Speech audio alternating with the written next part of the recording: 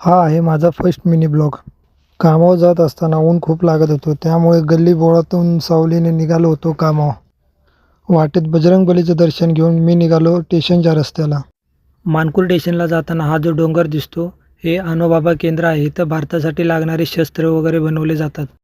ऊन तर खूप लागत होतं, पण स्टेशनवरती गेल्या गेल्याच आपल्याला ट्रेन भेटली. मुंबईमध्ये साधारणपणे एका दिवसामध्ये 80 लाख लोक ट्रेनने ट्रॅव्हल करतात. दरवाजात उभं राहून हवा खात असतात. आपण पोचलो छत्रपती शिवाजी महाराज टर्मिनस स्टेशनवरती. स्टेशनवरती उतरल्यावर समजले की आपण तर तिकीट काढलेलं नाही. मग टी सीचा डोळा चुकवून आपण पडलो स्टेशनच्या बाहेर.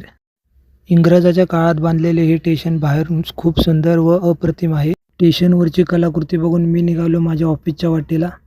ऑफिसवरती पोचल्याच पहिल्यांदा AC चालू केली. लंच करून आल्यावरती खूप झोप आली होती.